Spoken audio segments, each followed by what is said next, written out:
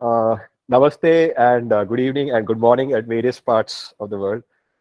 It is again a delight and an honor to start the proceedings on this wonderful initiative of Veda Talks. And and today, among the distinguished panel here, and I feel it's a privilege to initiate this proceeding among all of you.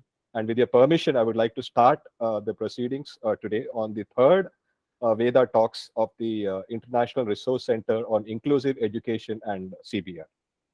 Uh, we would be starting the session today with an introduction of a speaker, Professor Lisa Morin, and that would be given by Dr. Indumati Rao ji.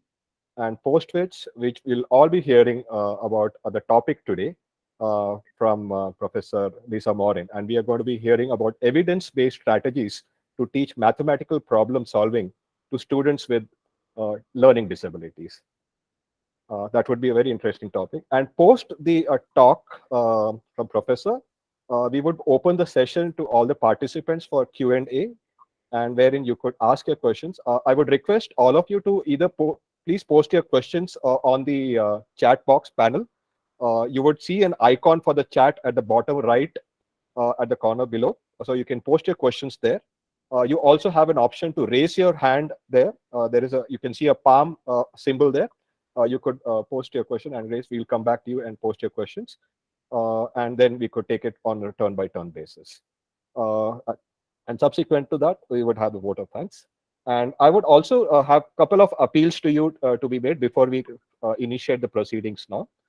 The first important thing is that we would request all of you to take the benefit of the international resource portal that we have, that is IREC portal, and it is called inclusionbharat.org. The link to that will be posted on the chat box in a while, very short while, and we'll keep posting that in regular intervals.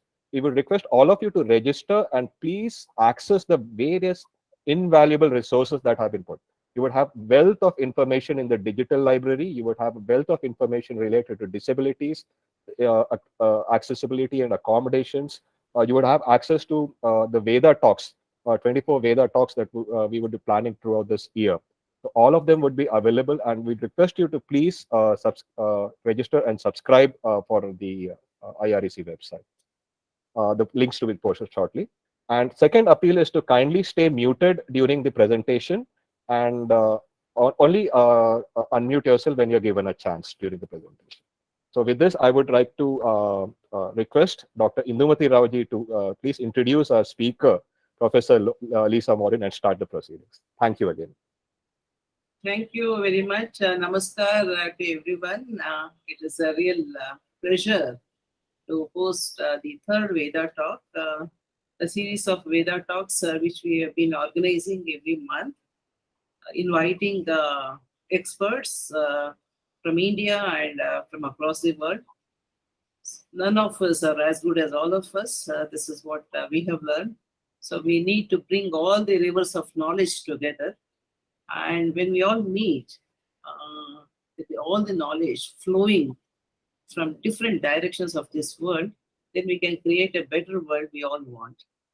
So I welcome all of you for sparing your valuable time and joining this session.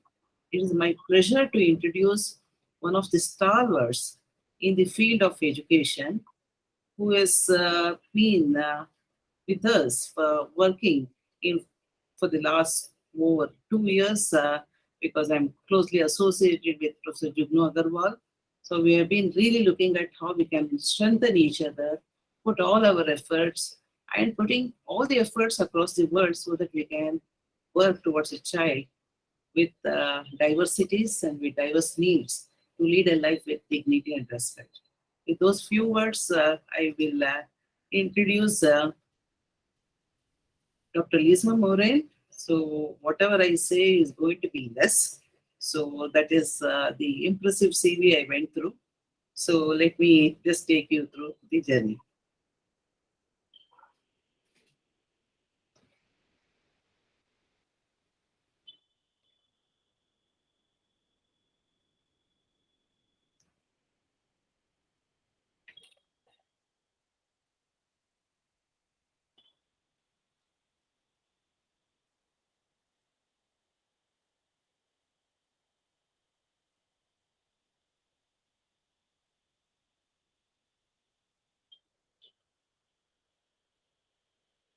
Professor Lisa Morin from United States. What is so special about Professor Lisa Morin? She has vast career in lecturing in the Department of Communication Disorders and Special Education in Old Dominion University, United States. She has taught as a full course load in spring and fall semesters in the university, leading to master level program. And she is also adjunct special education professor at Old Dominion University and at East Carolina University. And she has really been doing a very dynamic role on teaching 2 graduate level courses. Dr. Morin has taught reading and math across a wide range of grade levels from 3 to 12 as both a special educator, so she's a very grassroots level person, not just theoretic, and a general educator in inclusive settings. Dr. Morin's research interest is in mathematics instruction for students with learning disabilities. Her recently completed dissertation examined the effectiveness of schematic-based instruction, SBI, and cognitive strategy instruction, CSI, to support students with math disabilities and difficulties. Dr. Morin has delivered many presentations on an international, national, state level on the topics of SBI, working memory, math word problem solving, and evidence-based math strategies. Oh, look at this impressive educational background. Dr. Morin has a doctoral degree and she has a MS in education, special education, and she has done BS in interdisciplinary studies with a major concentration in early childhood education and special education from the University of Old Dominion University, V.E.D.A. She has been contributing as a faculty at different levels. She has been a project coordinator, Old Dominion University, internship supervisor, East Carolina University, has designed curriculum and assessment materials and worked with students to successfully complete Virginia Substitute Evaluation Program at Franklin High School, and she has assessed present levels of performance, developed differentiated instructional plans, and taught adult students of varying academic levels and cultural backgrounds in core academic subjects, including but not limited to reading, writing, and maths. Major publications includes many books. Here I just am sharing some of them. Parent reports of executive functions for students with learning disability, algebra instructions for secondary students with learning disabilities, schema-based instruction for mathematical word problem solving, and evidence-based review for students with learning disabilities. Awards, many. She has received 2016 Council for Learning Disabilities for Outstanding Researcher Award, 2015 Shining Star Recognition for Spring and Fall Semesters, an award for which students nominate their professors. And in 2015, Kimberly Gale Research Award, Old Dominion University, 2010 Robertson Elementary School Teacher Award, 2007 at the King Middle School Teacher of the Year, 2004 Outstanding Scholar Award, Old Dominion University, USA. Professional service, membership, and leadership positions Dr. Lisa Morin has chaired. 2019 present CLD Local Arrangement Committee co-chair, 2015 BCLD board member, 2012 CLD Technology Committee co-chair, 2012 academic leader, 2011 present Council for Exceptional Children, 2011 present CSE Division for Learning Disabilities, 2011 present Council for CLD, and 2011 Virginia Council for Learning Disabilities. We are here with an outstanding person with outstanding record to share with us her knowledge. She will take us through the journey of what mathematics is and what are the difficulties and challenges for students and how we can really overcome the issues. Thank you.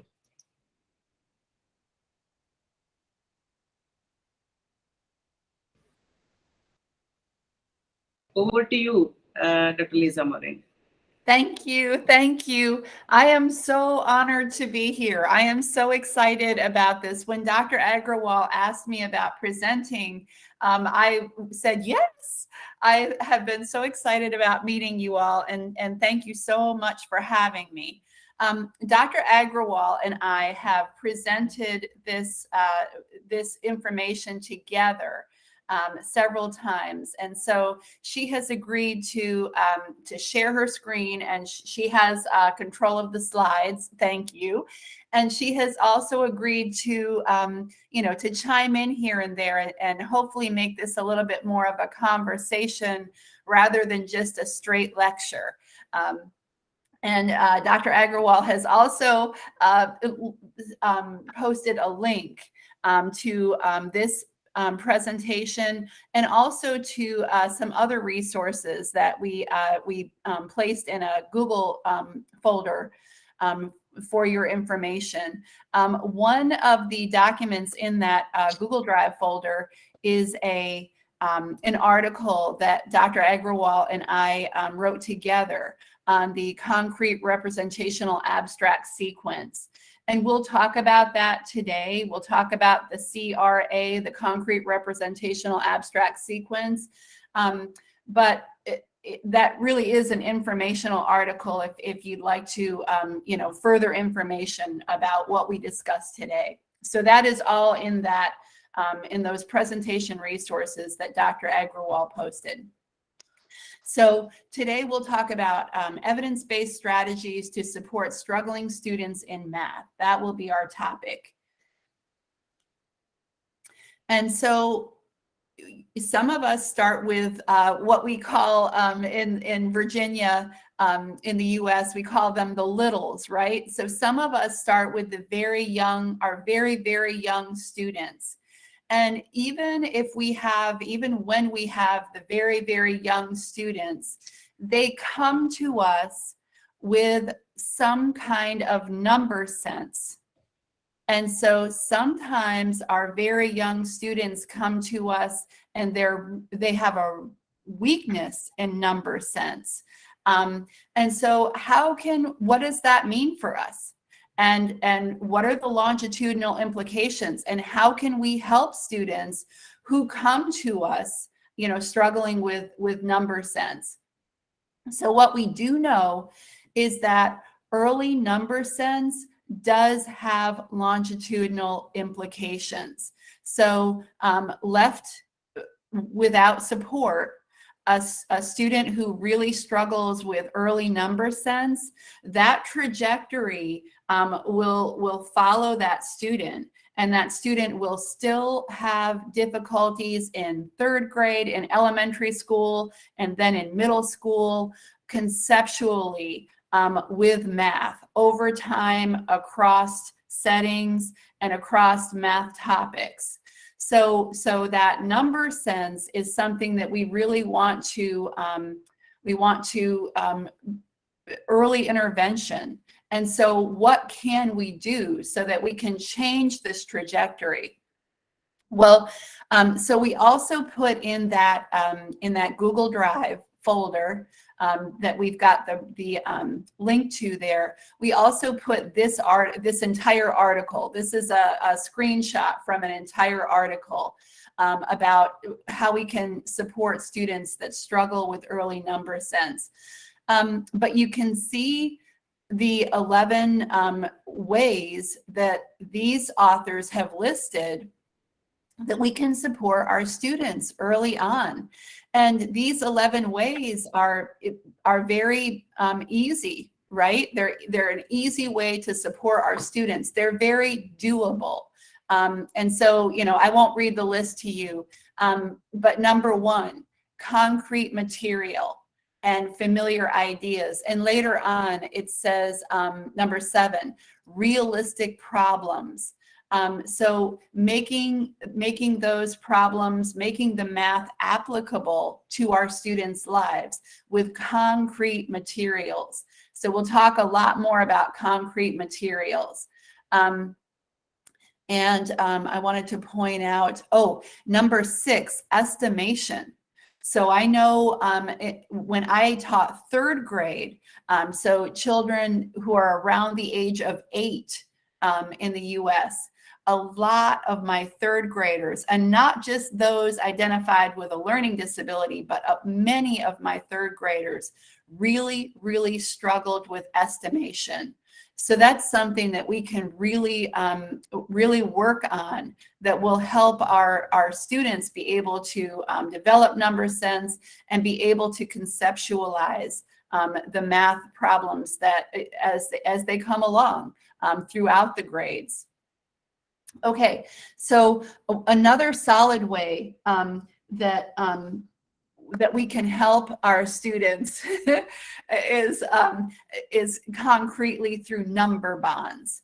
And so we wanted to show you 2 examples of what are number bonds. They help at an early level for students to get this number sense, to be able to conceptualize. And so we wanted to show you 2 examples. So give me a second. Okay. Okay. I'm glad Dr. Agrawal is doing all the technology for this presentation. I'm very thankful. And so here's just one example. So if you look down, so number bonds just involve combining, having students understand that they can combine numbers in different ways. Can we go down a little bit, Dr.? Yeah. Okay. She's like, hold on a second. Which And page? Is this good or further down? Yeah, further down. It might be stuck. Oh yeah, sorry. I don't know what happened there. So we can just talk about them. It's fine. So number bonds are just ways that we can arrange numbers, right? And so a number bond for the number 3 would be 0 and 3, and 1 and 2, and 2 and 1, and 3 and 0. And so students start to understand that there are all these combinations, all these ways that they can make up this number. It helps them conceptually. It helps. Oh, there we go. It helps them to build that conceptual knowledge that they have to make. And so for this example, they would cut out these squares. Later on, there are squares that they can cut out. And so it's great because it works as a manipulative. They cut out the squares and then they manipulate those squares to see how many ways can I make the number 6 in this particular activity. So 6 squares. How many ways are make? Oh, 7. Sorry. So how many ways can I arrange 7 squares? How many different combinations? How many different number bonds are there for 7 squares? And so I just want to add the multi-sensory part of it, like when the students are picking it up and moving it, that helps a lot, because then that helps them see numbers not just on paper, but also conceptualize it. yes, absolutely. Yes, it's such a great point. And Dr. Agrawal, we don't have to show the other example. This one is good. Oh, okay, here it is. So I like this one too. So that that number bond book involved cutouts, right, that they manipulated. And so this is a great, we're going to talk about the concrete representational abstract sequence. And so this is kind of a great sequence for number bonds, because the first one they used square cutouts that they manipulated. This one, they color in the different representations, right? So it's more of a representational thing. They're using crayons and they're coloring those boxes to see how many different ways they can create number bonds. Another thing that it said as far as early number sense in that list of 11 were to investigate patterns with our students. And so number bonds do this. They investigate what patterns can I make out of this particular number, out of 7, out of 2. Thank you, Dr. Agrawal.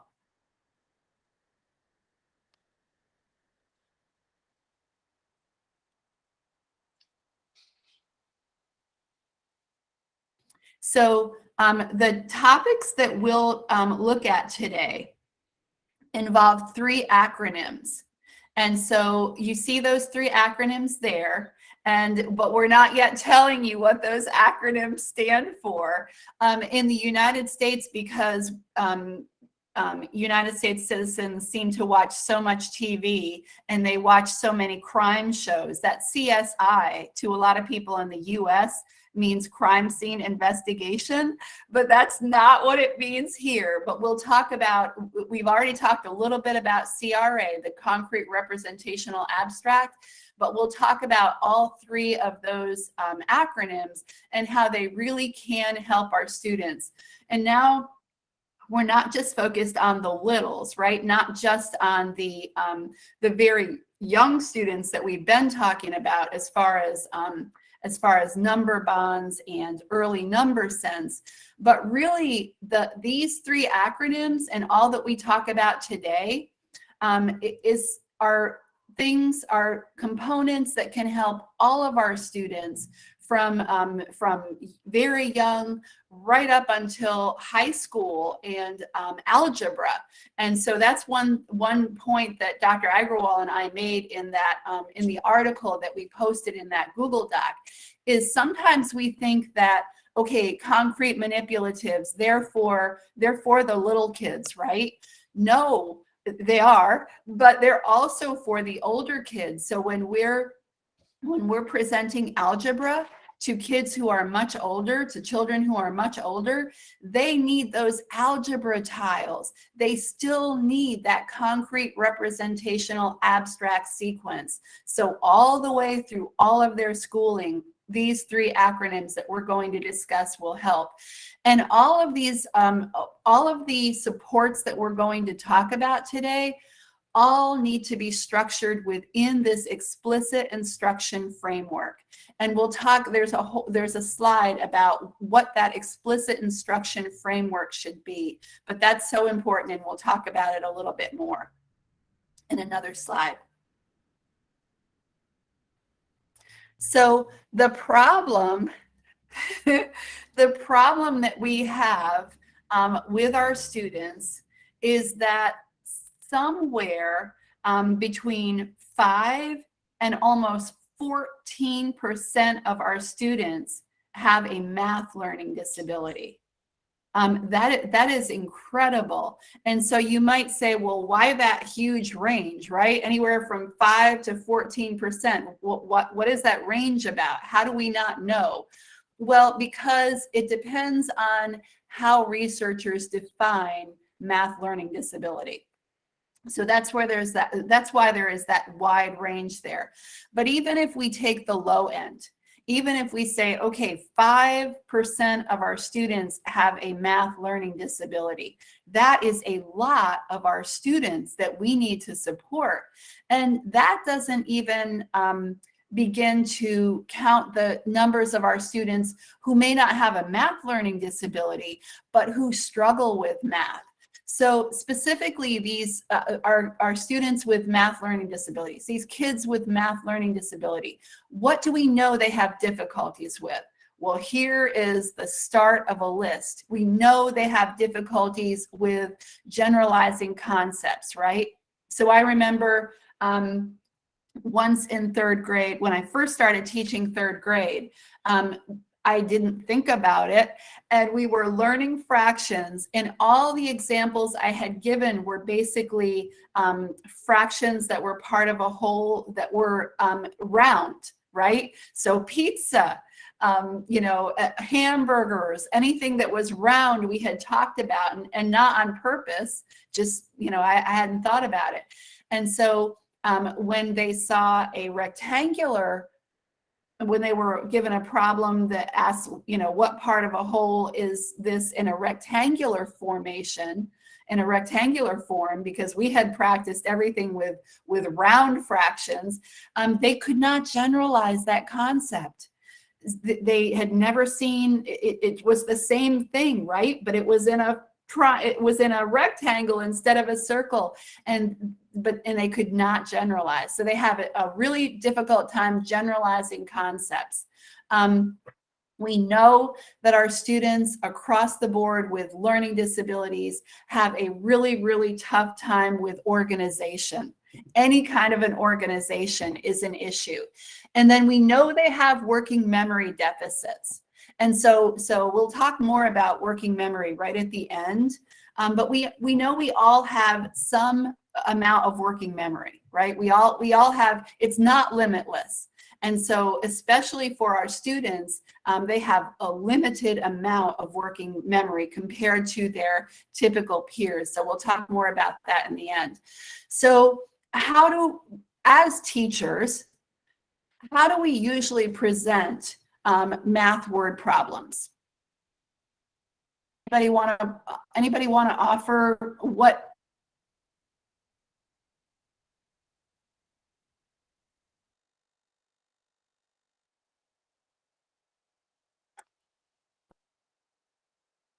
It is.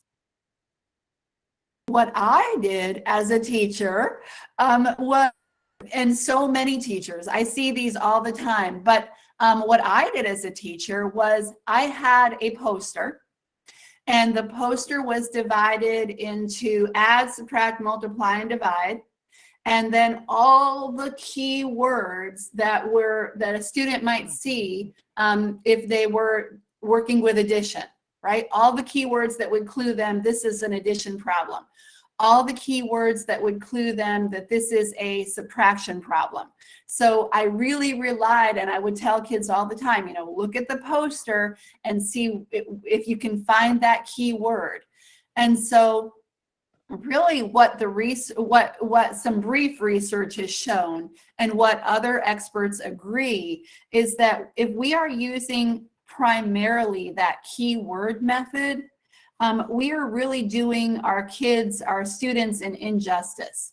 And so if we use the keyword strategy, so if you look on YouTube and you do this search that I did, and you look for math word problem solving, what's used is the keyword strategy. If any strategy was used at all, it was the keyword strategy.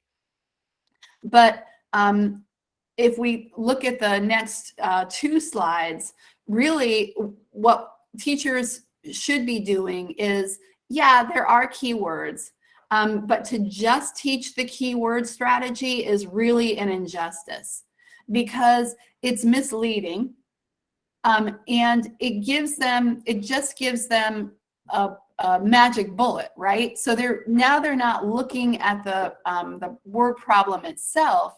They're just looking for that keyword. And once they find that keyword, oh, that's what I'm going to do. I'm going to use this. I'm going to use multiplication because I saw that keyword. I'm going to use this operation because that keyword is in there. And so in the United States, we have high stakes testing.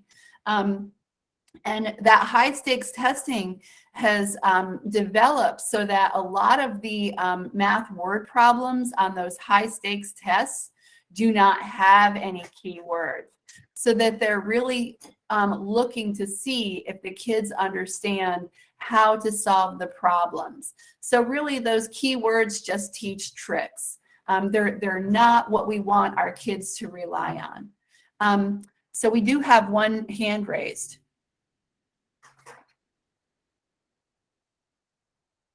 Miss Nandina? Miss Nandini, did you want to say something? No, sorry. Oh, okay. All right. We will go, whatever you want to say, we'll come back to you. We'll start with question and answers in a little bit. Okay. So here are some examples of keyword problems. of math word problems that don't have keywords that are going to help the student to solve the problems correctly, right?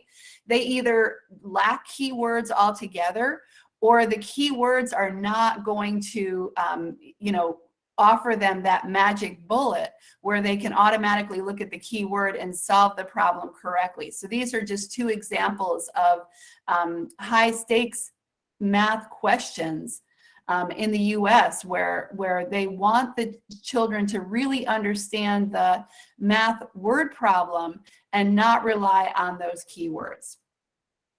So we want something else. So what else? Here's the solution. So we want to offer our students the concrete representational abstract sequence.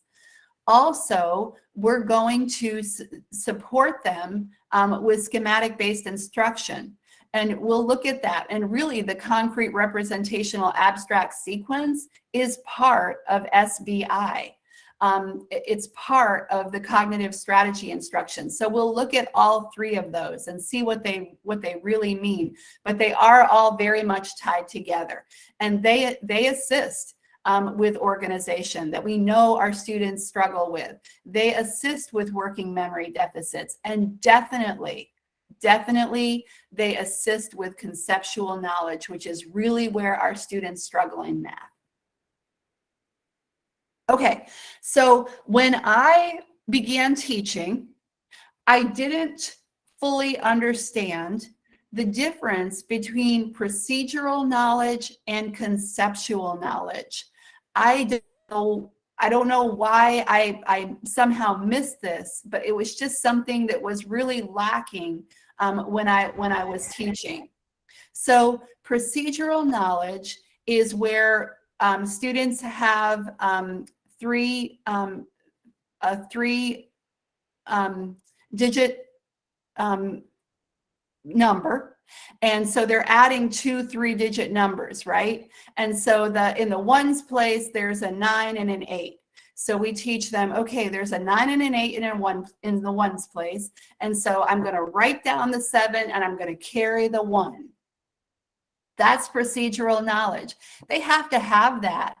But that doesn't teach them conceptually why we're carrying the 1. If we only teach them procedurally, then they know the rule. They know I write down the 7. If there's a 9 and 8 in the ones column, I write down the 7 and I carry the 1, but it doesn't necessarily mean anything to them. Why do we do that? And so they also have to have that conceptual knowledge. They have to have an understanding of how place value applies in addition. Because if we have a 9 and an 8, that's actually a 7 in the ones. Our answer is 17, which is a 10 and 7 ones, right? And so we're going to put that 10 in the tens place. That's the conceptual knowledge. And so we can't teach one or the other. We have to teach both. And so a long time researchers have said, well, which one do we teach first? Do we teach procedural first or conceptual first? And really we teach both together. And I also just want to mention, I know when we are looking at the profile of our students, thinking about those math facts and those kind of things, like that's a procedural, more of a procedural stuff. Conceptual is understanding how, like, why are we doing it? And I think those number bonds and those kind of things, what Dr. Morin was showing, that kind of, along with those number families or things like that, helps to assist with both. Yes, definitely. So the CRA sequence is the concrete representational abstract sequence. And the CRA sequence is highly evidence-based. It is so well researched. It's been researched for years. And so the CRA sequence is based on a lot of research. And so it is highly effective for students who struggle with math concepts. So what is it? What is the CRA sequence? So it involves the concrete, representational, and abstract, and presenting our information in each of those forms sequentially. So first we use manipulatives, then we offer the representational phase. So the representational phase is either presenting that math concept either in pictures or schematic diagrams. And so we'll talk about schematic diagrams because schematic diagrams are really part of SBI. And so we'll talk more about that, that schematic-based instruction. And then once our students have that information, once they show that they understand the information concretely, and then using representational images, then we go to the abstract phase. And that is where they would purely use mathematical symbols or equations.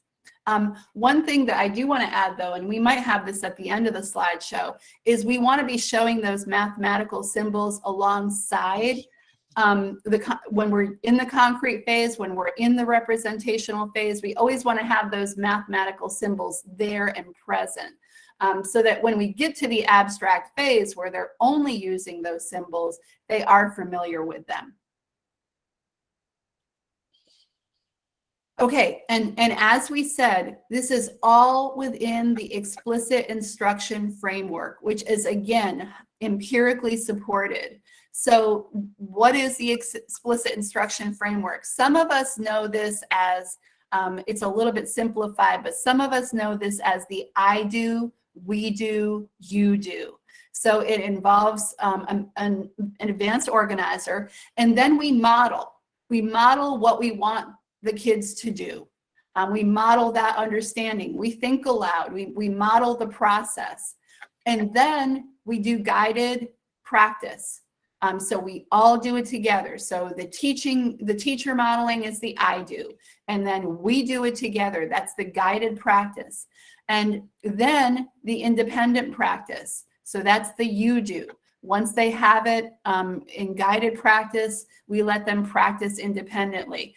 And all of that, we're not just doing one-time modeling, one-time guided practice, one-time independent practice, but all of it is with ongoing formative assessment, so that we know where our kids are and we know where we should be within the explicit instruction framework. And they need immediate feedback. Dr. I do just want to add, when we do that advanced organizer, that is where you are making those real life connections. And really, because there is so much math anxiety and students really have a mental block for math. So kind of basically just looking at what to do, or like how to connect it with their day-to-day things, making it real. Yes, yeah. Dr. Agrawal and I are working on an article about math anxiety right now. Yeah. Okay, so CRA phase 1. So that's the concrete phase. And so what do we use as manipulatives? We could use fraction circles. We could use chips. We could use something a little more creative, such as Twizzlers, which is on the next slide. And in the US, there's a wonderful book called the Hershey Fractions book. And so my kids loved the day that I brought Hershey bars to school for everybody. And we worked on Hershey fractions, and I teased them terribly and didn't let them eat the Hershey bars until we were done with Hershey fractions. But kids love that. Fractions that are part of a set, some kind of a candy that's individual candy, so that they can practice with fractions that's part of a set. You get your students' attention when you practice with edibles. But overall, you do have your students' attention when you practice with edibles like this. But overall, what the research shows is, for everyday teaching, you want your concrete manipulatives to be as plain as possible. So I happen to have in my classroom concrete manipulatives that were bears of various colors. I had bought them on my own. And so sometimes I would see a kid have, bears on, and we were working on some math, and a kid would have bears on his desk and he was making patterns with the different colors, or the bears were playing a football game. So they can be distracting. In general, for your everyday use, you want those manipulatives to be as plain as possible. That's what the research shows. Okay. So then we move on to representation, and the representational part of the sequence. And so again, when I was teaching third grade, I knew about CRA. And so I would tell my kids, draw a picture. And really the research shows that we're doing our kids an injustice if we tell them to draw a picture. We really want to train them to use a schematic, because if they're drawing a picture, if the word problem says there are 12 kids on a school bus and they are drawing 12 kids on a school bus, that is going to take them so much time. And by the time they finish drawing the 12 kids on a school bus, they don't even know what the word problem was about, right? They've taken all this time to do really something that didn't really matter to the math problem, right? Because it could be 12 chickens in a pen, right? It doesn't really matter what the picture is. What we want them to have is that schematic. We want them to have a visual, but it doesn't necessarily have to be a visual of a school bus or hens and chickens and a pen. We want them to have that visual that's a schematic. The schematic means it applies to everything 12, right? Every word problem that has 12 in it, 12 students, 12 dogs, whatever it is, 12 apples. So we want to train them to use schematics.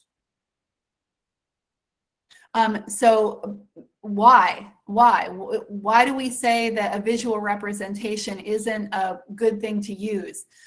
There's this seminal research that was conducted now a long time ago, almost 20 years ago, but it's seminal research. It's research that is still so useful to our understanding. And so what these two researchers did was they just asked kids who had a learning disability. They just asked kids to solve problems, and they looked to see how these kids solved the problems. And so here's one example on the next slide of a question that Van Garderen and Montague asked. And so these were 6th grade students. They gave them this word problem that's in bold. And imagine for a second that you're a 6th grader. So you're 10 years old, 11 years old. How would you solve this problem?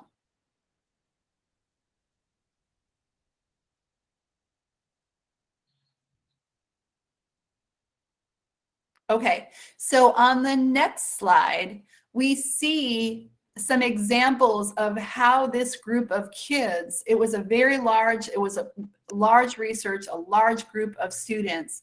And so we see how some of the kids, many of the kids, solved the problem. So this is exactly what the kid he or she had 5 trees, and I don't know what this is in the front, some kind of a T. Is this correct?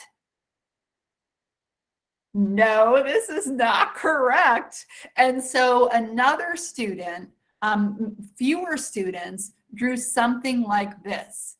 And this is a schematic representation, right? It's basically some kind of a number line. Now the student does have T's, those could stand for trees, but is this correct? Yes, yes, it is. And so their findings are on the next slide. And their findings to me are just incredible. And so if a student solved word problems with schematics, they got it right 76% of the time. If they drew a picture, they got it wrong 70% of the time. If they were drawing pictures, they were solving problems incorrectly 70% of the time. That is still amazing to me. And so that just means that we have to provide direct instruction about how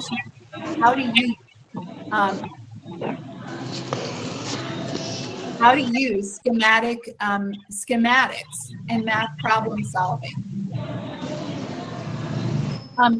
So here is an example of some schematic diagrams in research. And actually, these schematic diagrams all belong to Dr. Asha Jitendra. Some of you may have heard her name. She has been in the world of schematics for math word problem solving. She is one of the foremost authorities. And so what is another, you could put it in the chat box. What would you call these examples of schematic diagrams? What's another word that you might use for these schematic diagrams?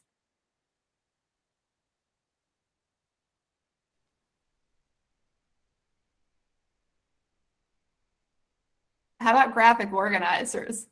The funny thing is, I have such huge respect for Dr. Jitendra. Yes, they're graphic organizers. I have massive respect for Dr. Jitendra. I get to talk to her, once in a while. I will see her at a conference, and I am just in such awe of her. But I want to ask her so badly, Dr. Jitendra, do you know that those are graphic organizers? And I'm sure she does, of course, but she doesn't use that term. She's never referred to these as graphic organizers. And they're schematic diagrams. That's what she refers to them as, and that's what they are. Now, these are highly effective. She's done research using all of these, and they provide a visual, right? That's why they're highly effective. They help our students organize the information. The problem with these is there's one type of graphic organizer for different types of math questions, right? And so as a student, you would have to say, okay, this is a part-whole question, so I'm going to use the part-whole diagram. So if you had many kinds of word problems in one test or in one setting, that you were trying to solve many different kinds of word problems, that would be complicated, right? And so what's been around for a long time is our bar models. And so here are some schematic materials, including bar models. So you see an example of a bar model drawing right on top. And this is a graphic organizer that that's schematic. It's schematic, and it applies across word problems, across different kinds of word problems. But we can also teach our kids tallies, and of course, base 10 blocks are always going to be incredible. They've been around for forever, but they're still highly effective, or a hundredths chart. These are all examples of schematics, because a schematic means it applies across word problems. It applies in so many areas. That's what a schematic does.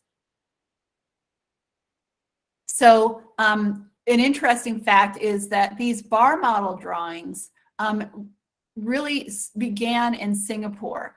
And why is Singapore so special? Well, because Singapore always tops the list when it comes to that Trends in International Mathematics and Science Study test that students take. Ever since that test was implemented in 1995, Singapore has always been at the top in math performance for students, or near the top. And so, a lot of countries, including the United States, have looked at Singapore and said, what are they doing that is so effective? In fact, the United States has put out a formal report about what does Singapore do that the United States could learn from. And one of the items in that report was bar model drawing. And so why? What's so special about bar model drawing? Well, it employs the CRA sequence because it's the R, it's the representational part of that CRA sequence. So of course, we're still going to start out with some kind of concrete manipulative. But when we get to the representational, we're not telling our kids to draw 12 kids on a school bus. We're giving them, and we're also not telling them to use a graphic organizer that applies to a limited amount of math questions, right? We're giving them something that really applies across math concepts. And so I actually did my dissertation research on bar model drawing. This was a pilot study before I did my completed my dissertation research.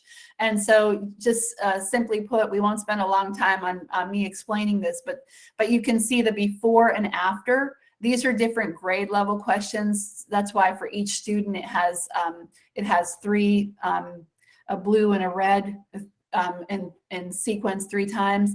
But you can see the growth. So you can see the blue was pre-test and the red is post-test. You can see the incredible gains that they made.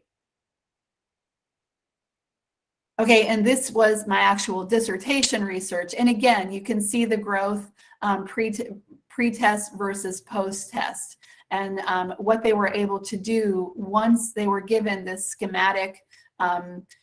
schematic-based instruction using bar model drawing. Okay, so what is it? So here's our first example. So how would you solve this problem? So you can put, oh, okay, yes, we'll include Dr. Jitandra's name in the chat. Yes. So, and I'll do that. Actually, I'll give you a minute to look at this question. How would you solve this question?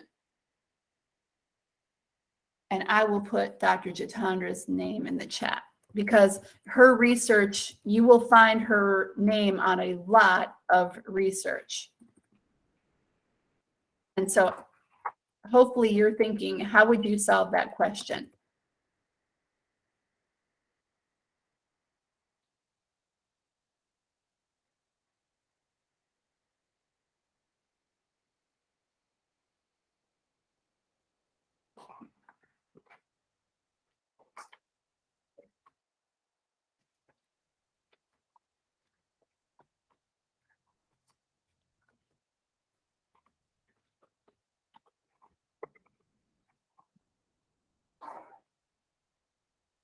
Oh, Dr. Agrawal, could you go back for just a second?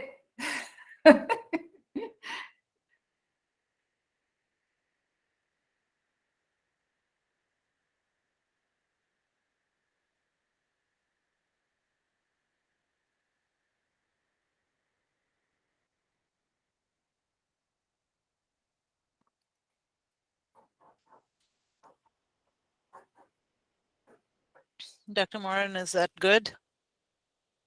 No. Can you go back to the that problem that we were working on?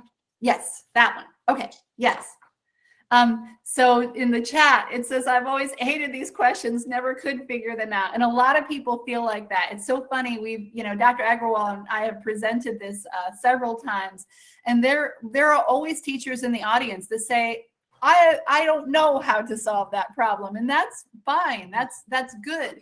It shows that, sometimes this is hard for us. Of course, it's hard for our students. And so there's an algebraic way to solve it. Yeah, and there's a traditional algebraic solution, and that works, right?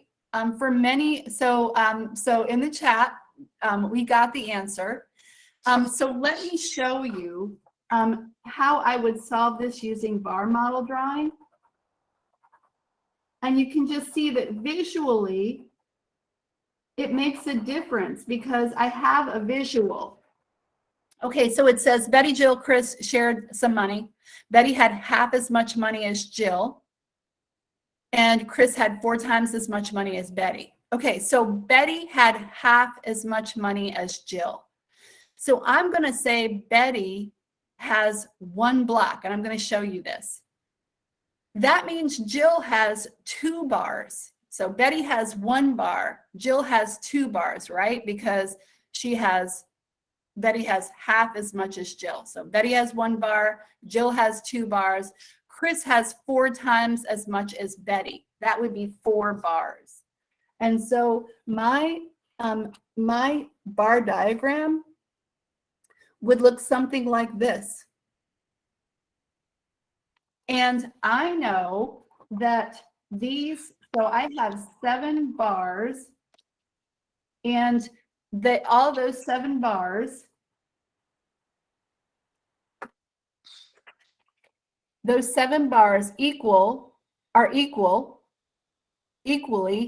going to make up $78.75. And so once I have this visual, all I have to say is, okay, I want to know what 1 bar is. And so 1 bar, $78.75 divided by 7 is $11.25.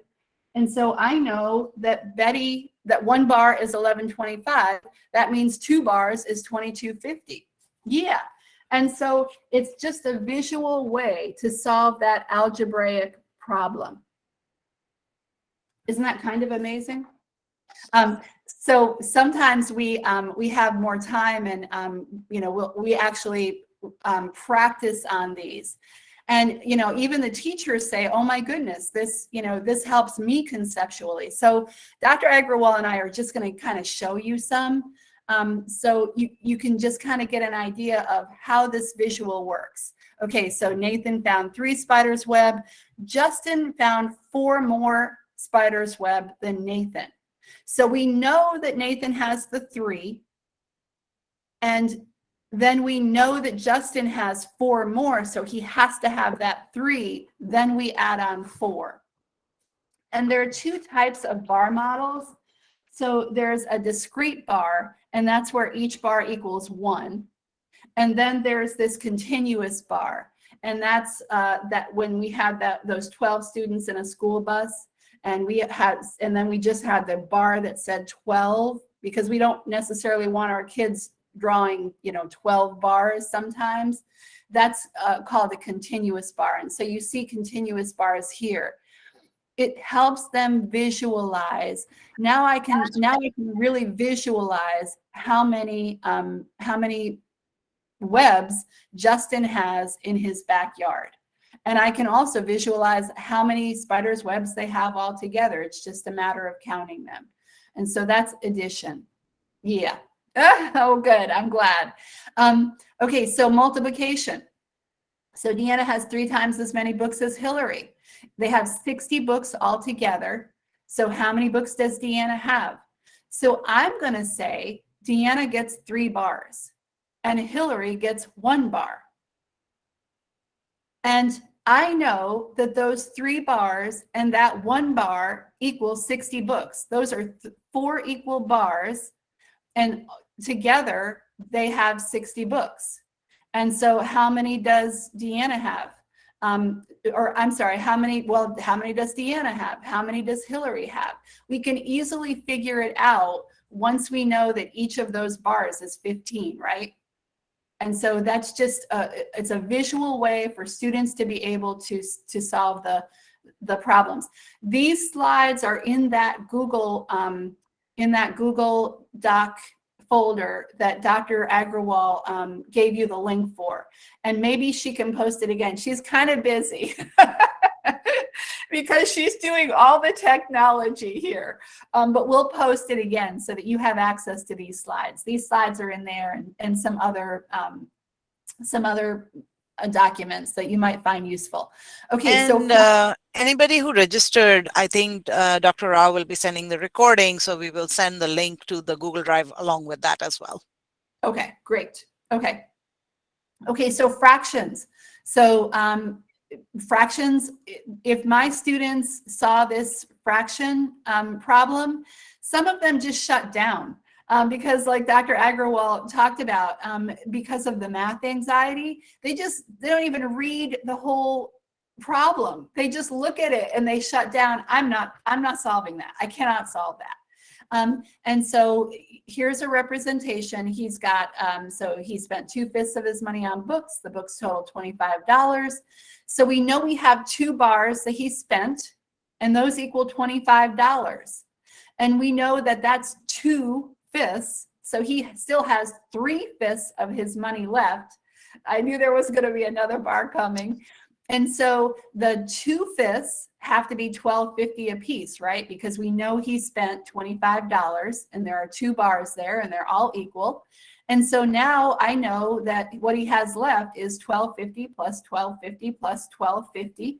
And so I can easily do that problem because I've got a visual there.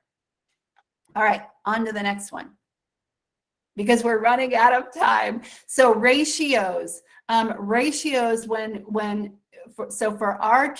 for kids in the United States, ratios start to happen maybe when they're in 5th and 6th grade. So about 10, 11, 12 years old.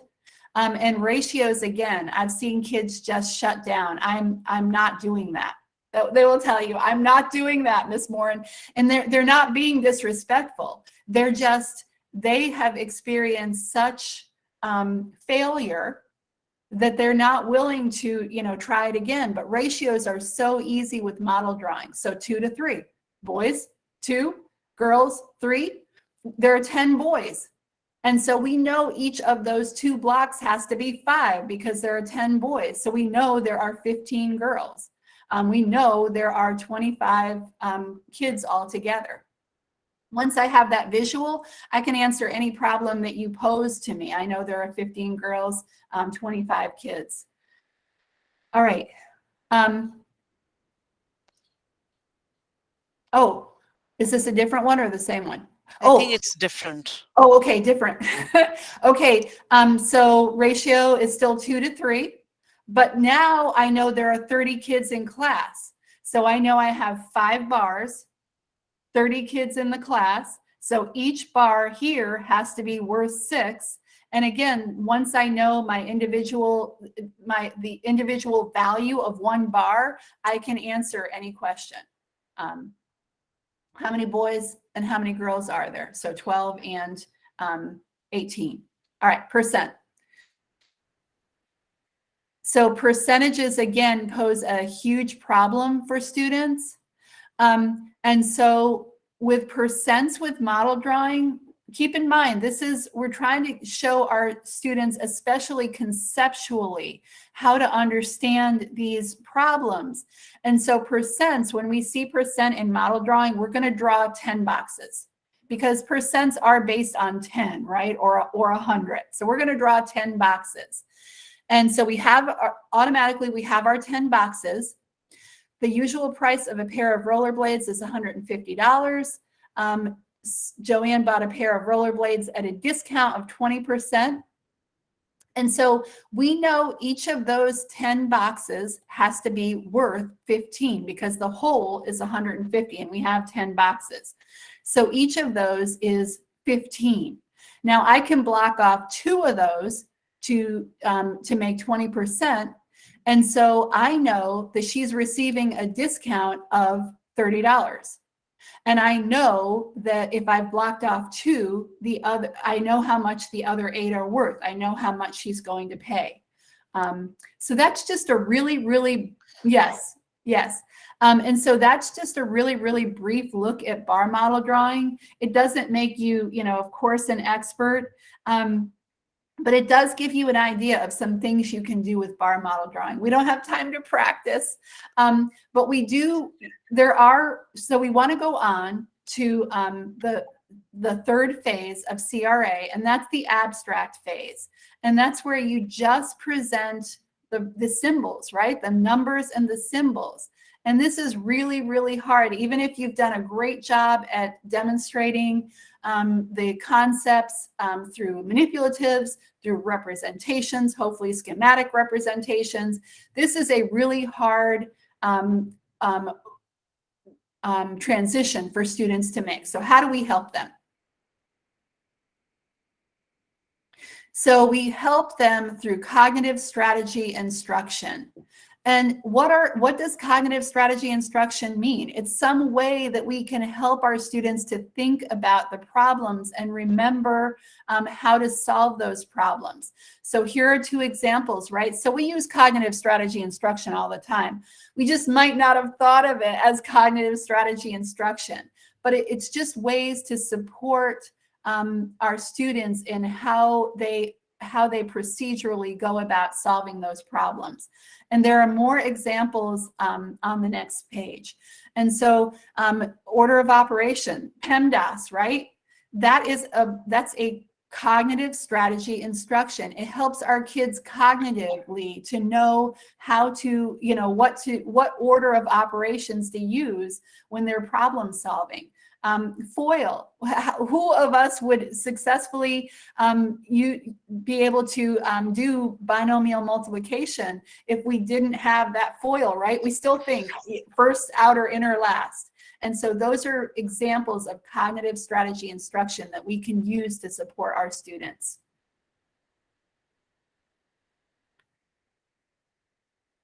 Okay, so remember that remember again, all of this is within the explicit instruction framework.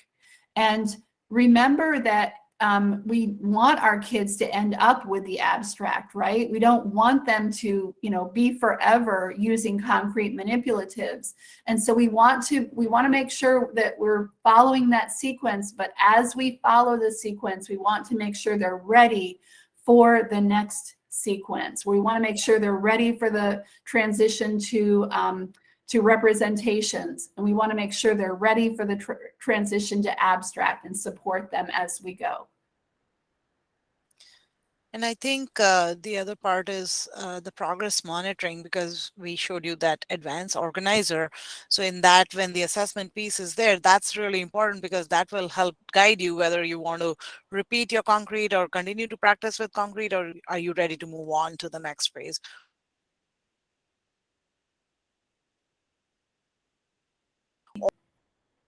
Yeah. And then, so I think we only have 2 more slides. One last huge point for me that, again, I did not really understand when I was teaching, when I began teaching, was this idea of working memory. So I said to myself, I don't have time for my kids to work on math facts. I don't care if they use their fingers and say, what's 3 plus 2? I don't have time to practice that. They can use their fingers. No, huge mistake. If they are using their fingers to figure out, okay, 3 plus 2, 1, 2, 3, plus 1, 2, 1, 2, 3, 4, 5, that is using all their working memory. So that working memory it's like a whiteboard. It's like a chalkboard in our head. So it's not just short-term memory. It's where we can manipulate information, right? And so if we don't know our math facts, if we don't know 3 plus 2 is 5 automatically, just like that, if our kids don't know it, then they're using up that whiteboard in their head. They're using up all their working memory, and they cannot focus on anything higher. And so we want to spend the time to work on math fact fluency. It's so critically important. And here are just some resources. Actually, Dr. Agrawal was the first person to introduce me to the National Library of Virtual Manipulatives, and it is incredible. There is every kind of manipulative up there. They're well organized. And there's been at UVA, at the University of Virginia, and at George Mason University, there is a researcher who has looked at comparing virtual manipulatives to actual concrete manipulatives. And what he has found over time is that virtual manipulatives are also very effective. They are almost as nearly effective as concrete manipulatives. And a lot of times with our older students, they think that our concrete manipulatives are for babies, right? They're not. But if we can offer them virtual manipulatives, sometimes they're much more willing to use those. And if they have computer access at home, if they have internet access, they have access to these wherever they go. And that puts us to questions. Thank you so much. No, that is a wonderful sharing. My whole story is I learned the basics of maths when I did my Montessori training, after my graduation. So every session I wondered that I got all concepts wrong, whether it is square root or cube root or decimal system, because the way maths was taught in the schools. So this is the experience of many of us having difficulty in understanding the correct concepts. And we also had a joke like borrowing in the maths and not returning. Many children asked, is it sin? We should, whatever we borrow, we should give it back. But we borrow something and we never give it back. That is wrong. So we also That get is so I never moral, thought about that. moral questions in the maths class. No? Why borrow and then not returning it? No? They were more bothered about not returning than the maths. So this is, I would say, the perplexity of teaching maths. And after having discussions with, say, Dr. Jugnu, I also looked at the importance of gamification of maths. And in our rural learning stations, this is what we provide, no? Abundant opportunities for children to use internet and to get into the online games, not only in maths, but in all areas, because gamification of learning is the best way forward. But one of the key questions, Dr. Lisa, what you raised is how the plane will take off from the runway to take off, from concrete to abstract operations. What is the transition, what children go through? And especially I was looking at children with learning disabilities. The takeoff seems very challenging. How do we really get into that? Because after attending school for 5 years, 10 years, when they come back, I get a feeling that we are starting everything from the scratch. So where is the consolidation? Where is the conservation that takes place? These are some of the questions what I have in mind. Not that we have to answer that in this session. Now I really, there is one very interesting question by Nupur Junjunwala. See, she says that you say in US mass difficulty. You know, you use a term, no, like mass, not classification, but understanding someone with the difficulty in maths. So you also quote about percentages from 5 to 15. Is that same as dyscalculia or it is something different? So it's a really good question. In the United States, we tend to shy away from using the words dyslexia and dyscalculia. And so I think we use math learning disability instead. This has gotten, just in the most recent years, our U.S. Department of Education and our Virginia Department of Education has really encouraged us to be specific. But I think that's why we use more the term math learning disability, because it is a little more broad. But largely they are the same. Yes. Does that answer your question? Yes. It has answered partly, I mean, partially or partly, not fully. So there are many other contributing factors for a child to have difficulty in learning maths other than the learning disabilities. So if we look at learning disabilities not related only with say dyslexia, but if we can look at various other factors, then it is very clear. But if we really look at learning disability linking only with dyslexia, then it's not very clear. So that is how I would say that you have answered, but I still have some questions. Like how do we really see, how do we approach?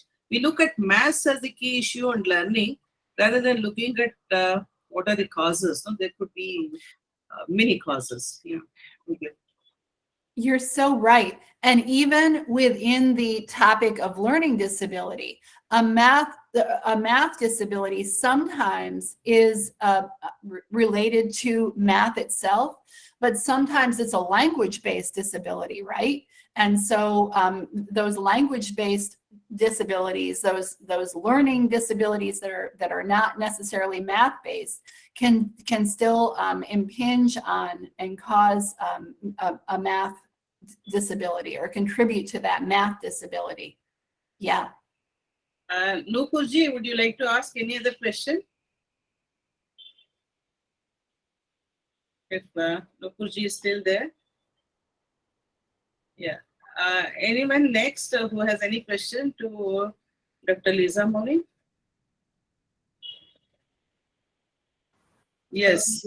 Yeah. I have a question. My name is Padma. My question is, when should we exactly introduce the concept of cross-checking the answers? Because for children with math difficulty, solving the problem itself might be a challenge. What do you suggest, like at what stage they should learn this concept of cross-checking their answer?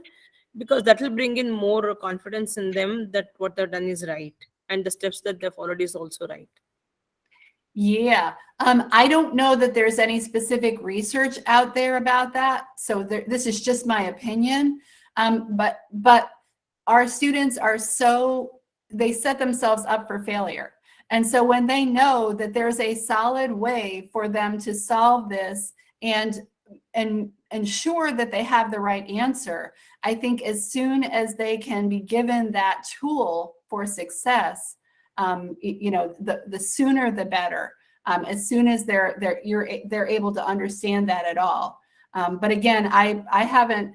That's really an interesting question, and I have not seen specific research. Dr. Agrawal, what do you think? I've not seen any specific research, but we talk about estimation and we talk about like the cross-checking. I think as soon as they are ready, I think that, and again, that will vary based on the student's ability, their understanding. So. Yeah, and it's really a procedural. It's a cross-checking is a procedural part of math. But yeah, it does give them a tool for success. Okay, ma'am. Thank you. Yeah. I don't know that we really answered your question. Yes. Oh, Basuraj is a former commissioner for persons with disabilities, the state of Karnataka. good evening, Dr. Lisa and Dr. Agarwal. And I'm going to ask you very, very fundamental questions. It's basically a lot of denial for many parents and for the teachers as well. Basically even to accept and recognize the child needs a help, particularly both in language and maths. I don't know what is the approach that we need to follow so that the large number of people really accepts it. That is the biggest challenge what we're facing in our system. I would like you to sort of listen from your perspective. I'm sure all of you would have gone through that particular cycle. And what did you do to really come out of it? And we still a long way to go in our country. And it's not just one country. In the US, I've sat through so many, we call them IEP meetings, so individual education plan meetings that we set up when we identify a student with a disability of various types. And it's really, really hard very often to get parents to say, okay, my student has a disability and how are we going to help? They really are in denial. And I think that's, maybe it's a part of parenting and being in denial. And my child is okay. But that is, that's I have a feeling that's worldwide because we have that problem definitely in the US. And I think that, I think it's gotten a little better over time. So just as we get the word out, this is what a learning disability is, and so that more and more people understand, I think that makes it easier for parents to accept that that label and understand what they need to do. Thank you. Yeah, again, I didn't really answer your question in any helpful way, but just know that it is a struggle, and not just for you. Kairali ji, you have a question? The one thing, like whenever we look for exemptions in the exams, maths is the first subject, no way to get rid of it. So that is the general approach for children with different disabilities. If they can get exemption, the first exemption they would seek is, get rid of from maths. So that is the approach. So Kairali ji has worked a lot, especially in preparing. Yes, ma'am. Yes, ma'am. I would like to bring it to your notice, Dr. Lisa. In India, basically the parents and the teachers put the fear of maths in the children. Because when the children reach school, they've already learned some maths at home. They have learned along with the mother working in the kitchen or in the playground. They already know some maths. But once they reach the school, basically the word is spread around maths is very tough. I am a maths student, I am a maths teacher. Maybe that's why I'm telling. So basically, a mother says, "Oh, I was very bad in maths. I don't know. It is going to be very tough." The same may be the father or grandmother or the aunt. And same with the school. The language teacher might say, "I don't know how you manage. Maths is so tough. In the grade 5, you introduce decimals here. We introduce decimals and algebra in India in grade 5. So possibly if the teachers and the parents took a positive outlook towards maths, maybe at least basic maths children will be able to do, may not be algebra, geometry, or calculus or projective geometry. I'm not talking basic functional skills maths, which is so much needed for your day-to-day use. This is what I feel, ma'am. Indumati ma'am. Yes, and I'm sure your students figure out from you that they and detect in you a love of math that actually does help them to deflect all that negative, all those negative thoughts that they've gotten from other people. But yes, again, that's a huge problem. Like you say, even teachers will say, "Oh, I'm not a math person," and so it does create anxiety in our students. Yeah. And the more we can make it fun and enjoyable and applicable to them, like as I'm sure you do, that's the difference we can make. Yes, it is required for survival. Someone has a question. Yeah. We kindly unmute. Thank you. Yeah. Have I got the word, Indumati? Can I speak? Yeah, we can. Yeah, please. So I'm Gabor from Sweden, but I am talking now from Shimla in the mountains, and the internet was going up and down here, electricity. So I have missed part, but the rest, which I understood, was really interesting.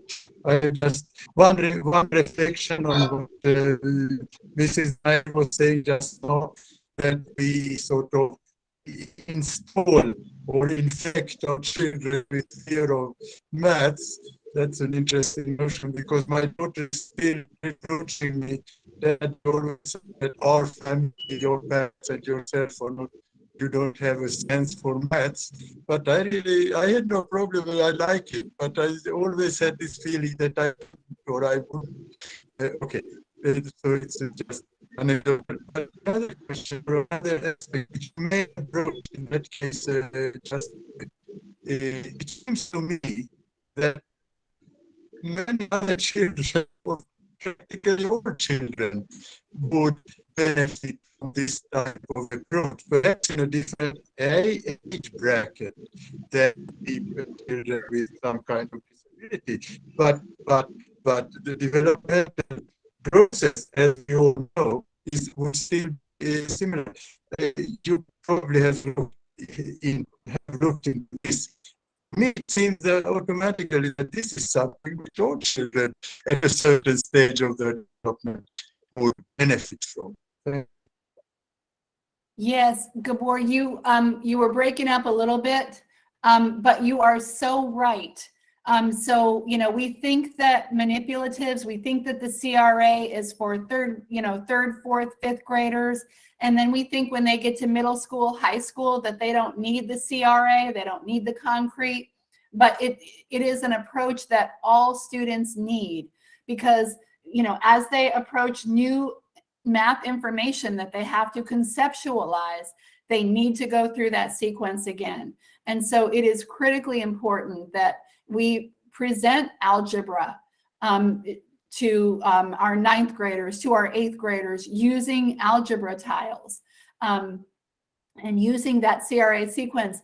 And the one thing that's great for our older students, if they don't, if they're resistant to the actual concrete manipulatives, is giving them access to those virtual manipulatives, because those have been found to be as effective. So yes, all of our students need it, pre-K through high school. Yes. Since we are coming to the fag end, we have time only for one question. If you come to India, Lisa, you will see a vegetable seller. Okay, she can do fractions, she can do ratios, she can do everything without going to school even for a single day. That kind of mathematical wisdom I also see in villages. So sometimes the way it is taught has a huge problem. Without going to school, I see a lot of mathematical ability of people who have never been to school, especially when it comes to the basic operations. So, I mean, one can see the witness in any part of, say, South Asia, and especially, if you come, whenever you come to India, I'll take you to a vegetable market and you'll be amazed to see the abstract reasoning they have. They don't use calculators. They can do everything on their own without using anything. Sometimes I look at my mobile phone and use calculator. She says, "Why are you wasting your time?" No, I know the total. So this is what happens. So that, and also we have something called Vedic maths, which also uses a different approach. So which we are planning to have one more session sometime in the Veda talk. We'll be inviting on what should be the Vedic math approach in problem solving. Because India also has a very strong tradition of maths. So we want to see how it works. So I will request Shanta Maria to have the last question. And then we are closing the question answer. Shanta? How do we discover that the child has a language disability and because of which he is not able to understand number? I mean, how do we, bridge the border or understand the overlying layers that where exactly the help the child needs? So it's a great question. So typically, I think in the US, we identify language-based learning disorders and math-based learning disorders using norm reference tests.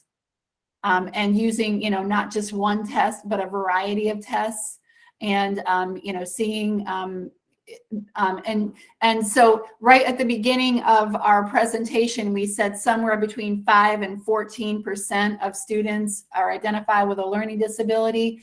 The reason for that range is that different researchers will identify different cutoff points on those norm reference tests. But, typically it's using a few norm reference tests and making sure that those, validating those by comparing them to one another. And that's the way we identify either a language or a math-based disability. Sorry, ma'am, I just had something to add, or maybe I might be wrong. When a question is or a problem, what problem, something is given in English, and if child has a difficulty with that particular language, maybe when the same is being translated to the mother tongue or the language the child is familiar with, and even then, in spite of that, we see that the child is not able to solve or understand the problem, that will turn out to be the math difficulty, because and otherwise it's just with the language, and probably once it is child has understood the problem and is able to solve and explained in the language familiar, I think that may not be a math difficulty. Right. So that's a huge problem in the United States. We have so many English learners who are identified as having a learning disability. They are way over identified, and it's just not the case. It's the fact that they are learning an entirely new language and struggling understandably with that. And so there's a huge issue with overrepresentation of that EL population in the US. Yes. Thank you. Since we have come to the end of this session, of course, listening to someone like Dr. Lisa Morin, most of us who are passionate in learning, we would go on and on for any number of hours or even days. We will definitely invite Dr. Lisa Morin again for the next session on maths. The continuation, we don't want to close it abruptly. Now over to V.E.D.A. Yeah, I think thank you so much, ma'am. Thank you so much, Professor Lisa Morin. This was a very insightful. It took me back into my memory about learning maths for sure, as Dr. Indumati Raji also mentioned it, given it further insight. I would now, we have come to the end of this program. I would now request Sri Rudrapaji to give us a vote of thanks and acknowledge all of us. Sri Rudrapaji.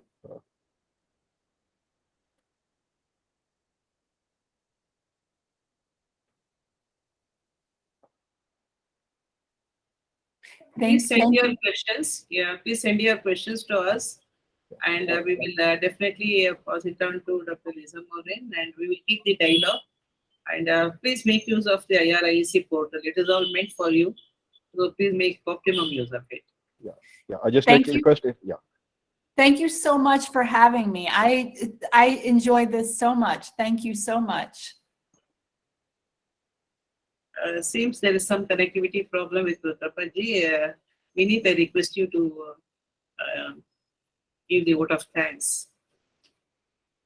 Yeah. First of all, I think Professor Lisa Morin, I think this is a wonderful thing, because the model representation and visualization and scheme does add a lot of value to how you can solve a maths problem. And I think even when I was seeing those problems that you were giving, my traditional way was actually to look into it in an algebraic way and kind of use the variables and then solve the problems.